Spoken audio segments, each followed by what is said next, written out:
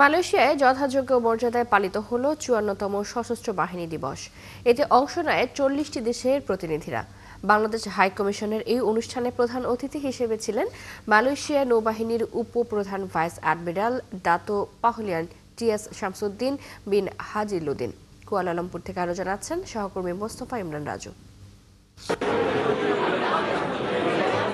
৭১ মহান স্বাধীনতা যুদ্ধে সেনা, বিমান ও নৌবাহিনীর সদস্যদের সঙ্গে মুক্তিযোদ্ধাদের অবদান এবং জুলাই আন্দোলনে আত্মত্যাগ করা তরুণদের উপর নির্মিত প্রামাণ্যচিত্র প্রদর্শনের মাধ্যমে শুরু হয় এবারের সশস্ত্র দিবস পালন।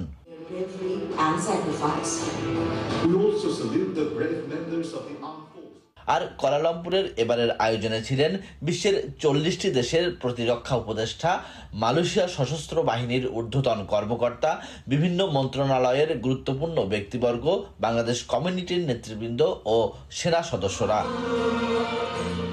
অনুষ্ঠানের শুরুতে শুভেচ্ছা বক্তব্যে মালয়েশিয়া ও বাংলাদেশ সেনাবাহিনীর বিরাজমান সুসম্পর্কের কথা তুলে ধরেন বাংলাদেশ হাই কমিশনের প্রতিরক্ষা উপদেষ্টা কমোডর হাসান তারিক মণ্ডল। পরে প্রধান অতিথিকে নিয়ে কেক কেটে দিবসটি উদযাপন করেন হাই কমিশনার মঞ্জুরুল করিম খান চৌধুরী। এ সময় বাংলাদেশ সশস্ত্র বাহিনী দেশের গর্ব বলে মন্তব্য করেন হাই কমিশনার। আমাদের জাতি গঠনে ১৯৭১-এ আমাদের স্বাধীনতা যুদ্ধে তাদের ভূমিকা, তার পরবর্তী সময়ে দেশ গঠন থেকে শুরু করে শান্তিরক্ষী বাহিনী তো তাদের ভূমিকা, যার মাধ্যমে তারা বাংলাদেশের মুখ উজ্জ্বল করেছেন, সেসব কারণে সশস্ত্র বাহিনী আমাদের গর্বের।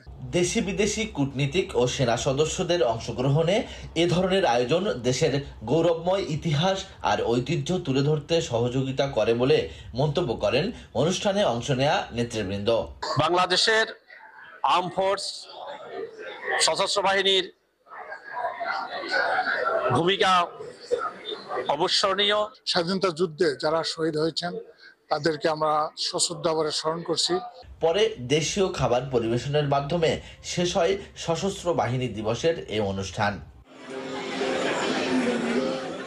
Mostafa Imran Raju, ৭১, Kuala Lumpur, Malaysia.